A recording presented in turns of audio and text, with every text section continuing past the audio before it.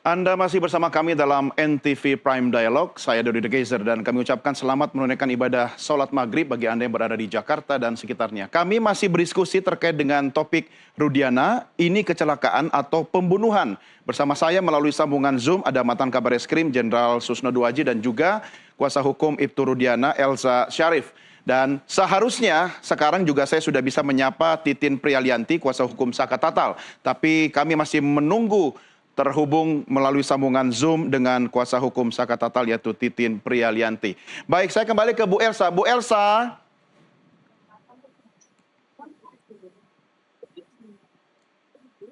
Bu Elsa. Ya, Bu Elsa belum kembali bersama kita. Saya kembali ke Jenderal Susno. Pak Susno, ini harusnya kan bisa dibicarakan baik-baik ya. Artinya tidak perlu dengan mekanisme somasi. Walaupun somasi itu memang bagian dari upaya hukum atau mengingatkan orang lain begitu. Menurut Anda ini langkah yang efektifkah kalau bicara tentang kasus ini, Jenderal? Pertama, karena ini sudah resmi dinyatakan di depan pengadilan, ya, di bawah sumpah, maka untuk membatalkan hal itu, untuk membuktikan benar apa tidak hal itu, ya upaya somasi bagus. Ya. Tetapi kalau ternyata somasi itu begitu dilaporkan kepada tidak ditanggapi, dilaporkan kepada polisi, karena awalnya polisi ini nanti yang nangani. Ternyata misalnya bahwa benar adanya telah mengajukan asuransi. Nah ini maka akan merugikan pihak Rudiana sendiri. Berarti Rudiana tahu dari awal bahwa ini kecelakaan. Tapi kalau itu tidak, bahwa Rudiana tidak pernah mengajukan asuransi, bukan juga berarti bahwa kasus ini atau PK ini akan langsung lemah gitu. Tidak, karena nggak ada kaitan sama sekali. Gitu. Kecil sekali kaitannya tentang benar atau tidak asuransinya itu dengan benar apa tidaknya peristiwa ini pembunuhan atau bukan pembunuhan.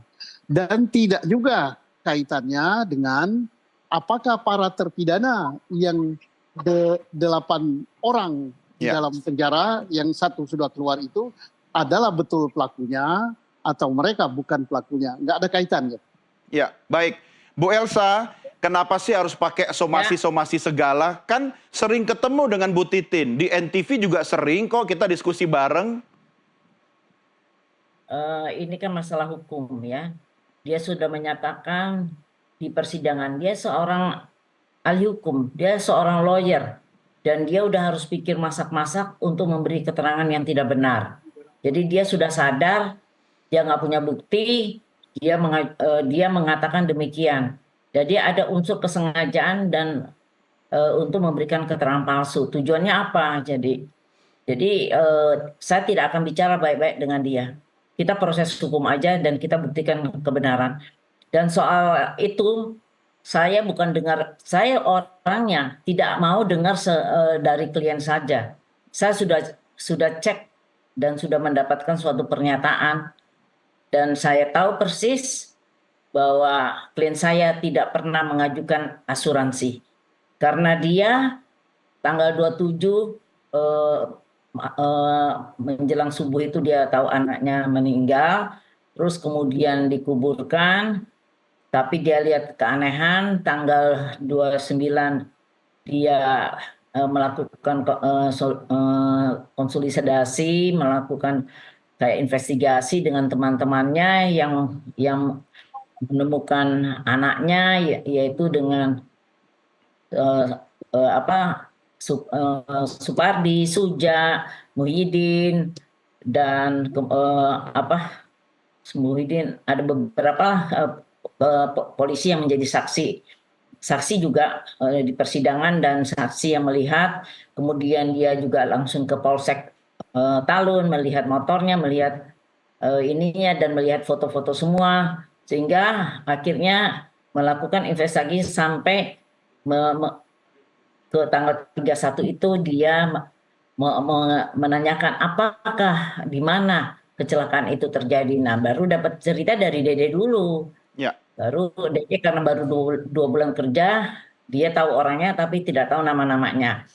Kemudian Aep lah yang sudah 5 tahun kerja, yang sudah bergaul dengan terpidana, dia jelaskan itu. Itu ceritanya. Jadi karena ada keraguan dia tidak pernah mengajukan asuransi karena dia melihat bahwa ini ada ketidakbenaran. Ya, baik. Bu Elsa, soal benar atau salah itu kan bukan ranah saya. Biar nanti hakim di pengadilan yang membuktikan atau memutuskan. Tetapi artinya begini, masing-masing kuasa hukum tentu berani menyampaikan pendapat dan sesuatu itu ada dasarnya, ada buktinya, ada keterangan pendukung dan sebagainya. Saya mungkin berprasangka baik bahwa Bu Elsa melihat dari aspek yang berbeda dengan seorang Titin melihat dengan aspek yang berbeda. Begitu kan? Apakah Anda tidak melihat masing-masing melihat dari perspektif yang berbeda sehingga ada dua pendapat yang berbeda? Tidak.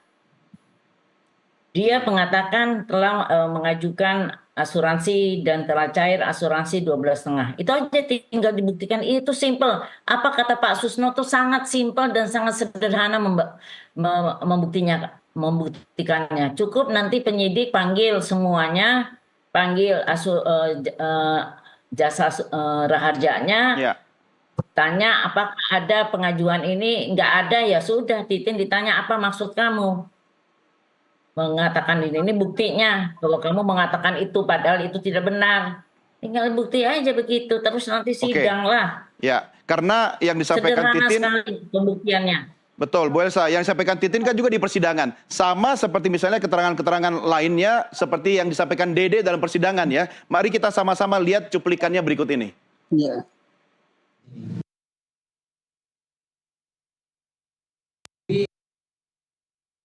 Kurang lebih jam 9 saya pulang ke rumah, udah nggak ada di sini, udah nggak ada di lokasi.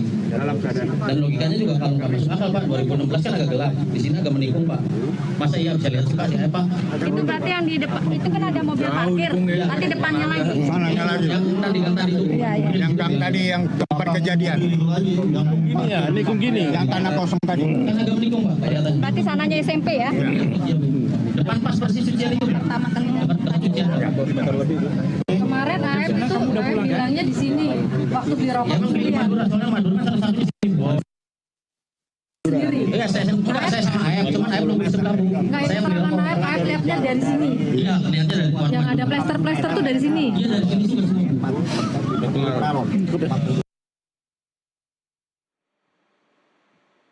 Oke, dengan kualitas suara yang mungkin tidak terlalu jernih, tapi intinya Dede mengatakan sama seperti yang waktu terakhir saya diskusi dengan Bu Elsa ya, soal jarak 6 meter, tetapi Dede katanya melihat itu lebih dari itu, jaraknya jauh. Komentarnya Bu Elsa soal keterangan yang sampaikan Dede tadi depan warung itu gimana Bu Elsa? Jadi bukan kita harus lihat dari kronologisnya ya. Jadi mereka ngumpul-ngumpulnya itu Dede sama AF memang melihat dan kemudian mereka selawar seliwir juga mereka ngumpul itu ada sebelum si Eki dan almarhum dengan almarhumah itu lewat. Nah, jadi pandangan lihatnya itu kan waktu mereka lewat motor itu dan kemudian diteriakin wow wow gitu langsung lempar-lempar terus mereka ngejar kan itu jaraknya kan cuma seberangan jalan. Nah, jalan itu kan cuma 6 meter dan kemudian mereka larinya ke flyover itu. Jadi yang ditanyain tuh jarak yang kemudian ada BAP selanjutnya memang BAP-nya ditanyakan jarak dari sana ke flyover sekitar 50 meteran. Nah, tapi bukan jarak pandangnya 50 meter tapi melihat dilempar dan melihat sampai ada tensoplot segala rupa di BAP itu karena jaraknya hanya 3 meter. Kan jalannya 6 meter, ya di tengah-tengah itu. Jadi kalau cuman dilihat sepotong-sepotong jadi ceritanya jadi lain sehingga jadi ejekan-ejekan. Kan saya itu kan seperti dibully seperti begitu, tapi saya nggak peduli, yang penting kebenaran bisa saya tegakkan, itu aja. Ya. Bully juga nggak bikin, insya Allah nggak bikin saya sakit. Ya, artinya kebenaran juga pasti akan menemukan jalannya sendiri kan, termasuk apa yang dilakukan. Betul. Kita percaya sama Allah. Ya, saya tidak dalam kapasitas membela siapa-siapa, tetapi para pihak tentu harus membuat memperkuat pernyataan dan keyakinannya masing-masing dengan alat bukti yang diyakini itu bisa mengedepankan pendapatnya. Tapi kalau menurut Bu Elsa sendiri, keterangan-keterangan yang disampaikan dalam seluruh persidangan yang kita ikuti bersama-sama masyarakat Indonesia secara terbuka ini, apakah ada juga yang menurut Anda sangat tidak sesuai sehingga harus Anda somasi? Sudah, saya juga sudah lakukan somasi itu. Saya somasi ke Pradi karena mereka kan kalau soal nama alamat mereka kan kita nggak tahu, kita hanya lihat di media kita ikuti apa pernyataan mereka dan itu tidak benar karena mereka kita somasi alamat kita kan nggak tahu, tapi kan lawyernya yang telah memanfaatkan keterangan palsu mereka untuk PK ini ya terlibat dalam somasi. Dan saya sampaikan juga sebagai lawyer, sebagai ahli hukum, sebetulnya untuk mengajukan saksi-saksi itu saya berkali-kali katakan silakan, tapi harus diverifikasi, audit dan validasi supaya keterangan itu bisa dipertanggungjawabkan bahwa itu benar. Seperti si Aldi menjelaskan, saya dipukulin oleh Aris Papua gini-gini. Tahu nggak Aris Papua itu dinasnya di mana? Tidak pernah di Cirebon. Dia dari Papua, karena itu namanya jadi Aris Papua, namanya ada Aris siapa. Terus dia berdinasnya di Sumber, kenal juga enggak, apalagi mukul. Oke. Itu aja. Ini keterangan ini sangat simpel, pembuktiannya juga sangat mudah. Tinggal kasih SK-nya bahwa dia tidak bekerjanya di Sumber, bukan di Cirebon kota, udah selesai urusannya. Ya, jadi baik. Pembuktiannya gampang sekali. Jadi kita pakai jalur karena dia di bawah sumpah sesuai dengan Pak Susno, ya memang harus proses hukum. Proses hukumnya pidana, penyidik itu. Oke, baik Bu Elsa. Ya, kita sekarang sudah terhubung dengan kuasa hukum Saka Tatal, Titin Prialianti, dengan melalui sambungan Zoom. Bu Titin, terima kasih sudah bersama kita dalam NTV Prime Dialog. Dan pertanyaan yang sama tentu saya ajukan kepada Bu Titin terkait dengan pernyataan Anda di depan persidangan bahwa tanggal 29 Agustus Anda mendapat informasi bahwa sudah cair atau klaim asuransi itu diajukan, sementara tanggal 31 baru mulai nangkepin orang. Nah, bagaimana Anda mempertanggungjawabkan soal keterangan informasi itu? Bu Titin? Ya, terima kasih Mas. Jadi sebenarnya gini, tanggal 27 itu kedua korban ditemukan kecelakaan. Tanggal 28 dimakamkan, kemudian ada dugaan tanggal 29 Agustus 2016, ayah korban laki-laki mengajukan klaim asuransi Jasara Harja.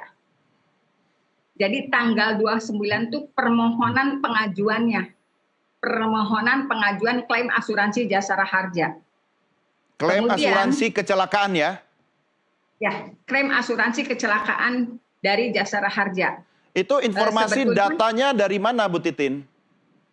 Ya, sebetulnya gini, data-data itu kan ada karena saya juga dapat informasi sebetulnya cair karena gini, kalau anggota kepolisian dan TNI? tentara, ya TNI itu kalau kecelakaan tunggal dulu itu bisa cair separuhnya, tapi untuk masyarakat umum kan tidak bisa. Jadi angkanya dulu 12.500.000. Itu maksudnya separuhnya, 12,5 juta itu separuh?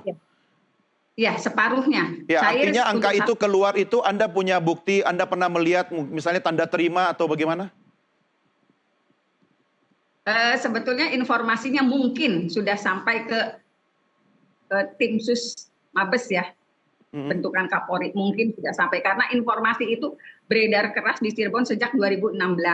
Tetapi memang tidak ada yang menyatakan itu. Tetapi di tahun 2024 saya terkonfirmasi kembali betul pada tanggal 29 Agustus dugaannya yang bersangkutan atau ayah korban laki-laki mengajukan klaim asuransi Jasara Harja. Itu kemudian tetapi konstruksi itu berubah pada tanggal 31 setelah pada tanggal 30 malam itu ada cerita soal kesurupan.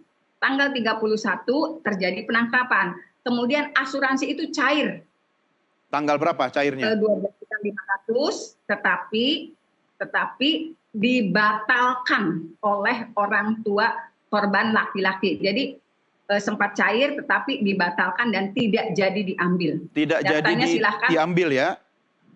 Ya, datanya bisa dikonfirmasi karena Jasara Harja, walaupun mungkin 5 tahun sekali memang ada pemutakhiran atau tidak bisa ditampilkan, tapi saya rasa kalau institusi kepolisian yang mencari tahu pasti ada datanya. Ya, Bu Titin, tadi masukan dari Jenderal Susno bagus banget. Artinya kalau tinggal mengundang Jasara Harja atas nama institusi, semua pasti ada data tersebut. Tapi yang saya ingin tahu, informasi yang Anda terima itu berdasarkan informasi dari siapa, atau Anda melihat data, rekaman, histori dari mana, Bu Titin?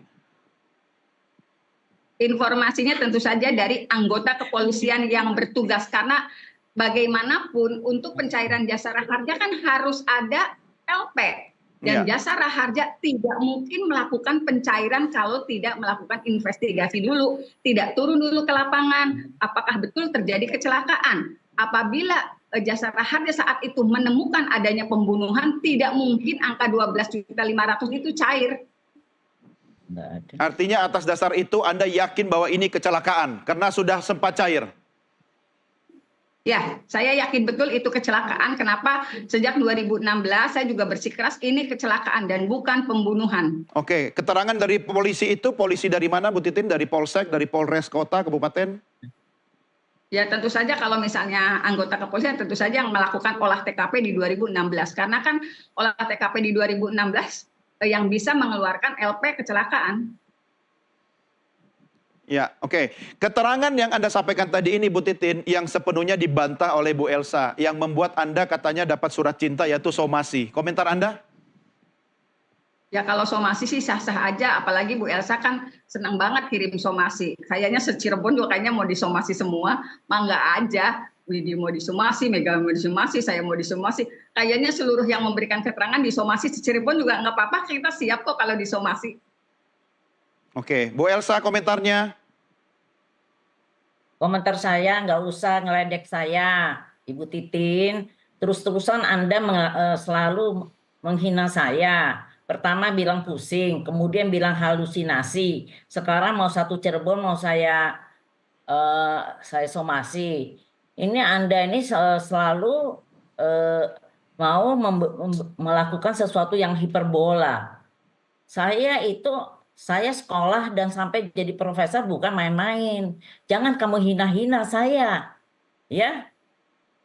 Jelas saya somasi karena keterangan Anda adalah keterangan palsu dan Anda sudah ditanya, dikejar terus tidak punya bukti apapun. Saya sudah punya bukti. Jadi nanti karena itulah polisi yang menentukan.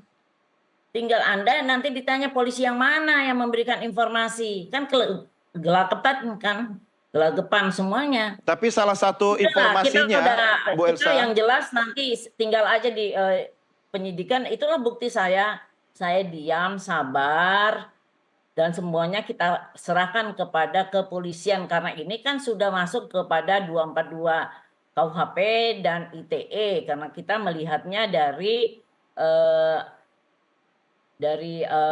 media massa, dari TikTok, dari medsos. Ya, Bu Elsa, salah satu keterangan yang disampaikan Bu Titin tadi itu sumbernya datang dari anggota kepolisian sendiri. Artinya kan informasi itu juga diberikan oleh anggota kepolisian. Nah, itu valid katanya Bu Titin. Bagaimana soal itu, Bu Elsa? Polisi yang mana? Mana keterangannya? Harus ada bukti kan dia bukan orang biasa. Dia ahli hukum, dia lawyer. Apalagi kan dulu mantan wartawan, segala-gala kan jeli. Tanya ini dari mana? Dari mana? Nah, itu jelas. Kalau saya ya udah kalau itu nggak benar, saya ada punya bukti dari Jasara Harja, tidak pernah mengajukan, laporkan polisi. Karena saya melihat dari ITE, dari medsos, sesuai dengan petunjuk dari SK dari Kapolri harus disomasi. Itu kan persyaratan saja. Tapi hari Jumat akan kami laporkan. Oke. Bu Titin yakin yang Anda tinggal dipertanggungjawabkan aja Bu Titin, jangan terus-terus menghina saya. Ya, Anda tidak pernah saya hina loh. Ya, Bu Titin, Anda yakin informasi yang disampaikan itu benar? Yakin, saya yakin betul karena memang kalau institusi kepolisian yang mengkonfirmasi kepada anggota yang bersangkutan tentu ada jawaban. Kalau saya kan tidak punya kewenangan untuk mengkonfirmasi anggota yang bersangkutan, itu aja sih. Terus gitu. Ya, saya mengalami kendala komunikasi dengan Bu Titin, suaranya kurang jelas. Bu Titin? Ya, kalau institusi kepolisian, terutama dari tim sus yang dibentuk Kapolri untuk mencari tahu siapa anggotanya, pasti dapat lah Mas. Tapi kalau saya kan tidak punya kewenangan, tidak punya kepentingan untuk mencari tahu siapa anggotanya. Jadi yang bisa mencari tahu anggotanya itu tentu saja Bapak Kapolri gitu. Tapi saya yakin apa yang saya sampaikan ini valid. Anda menyampaikan ini bukan sebagai upaya untuk melempar bolanya ke kepolisian kan? Karena 2016 kan saya sudah mendengar. Sebenarnya di Cirebon masalah ini sudah dengar Mas. Hampir semua di Cirebon itu sudah dengar masalah ini. Cuman memang tidak pernah ada yang berani menyampaikan. Itu sih persoalannya. Kenapa tidak berani disampaikan kalau informasi ini sudah lama beredar, Bu Titin? Ya saya nggak paham Mas. Saya juga nggak paham karena kan tekanan di 2016 juga yang bukan cuma saya yang tahu lah. Semua masyarakat juga tahu. Maksudnya ini kena menyangkut institusi kepolisian begitu? Betul. Oke, lalu Anda berani mengatakan bahwa informasi itu datang dari polisi. Ini maksudnya mau melemparkan masalah ini ke kepolisian atau Anda istilahnya karena tidak mempunyai bukti sehingga mengatakan itu? Saya rasakan kepentingan untuk saya yakinlah semua juga sekarang sudah bekerja. Semua sedang bekerja. Saya yakin betul karena banyak informasi yang saya dapatkan mengenai gerakan yang dilakukan oleh tim sus yang dibentuk oleh Kapolri. Jadi informasi ini tiba-tiba ramai lagi dan sebetulnya mengamini di 2016 karena saya pernah mendengar informasi ini, tapi memang tidak ada yang menyampaikan. Saya rasa tim sus juga sudah paham ada persoalan ini. Oke.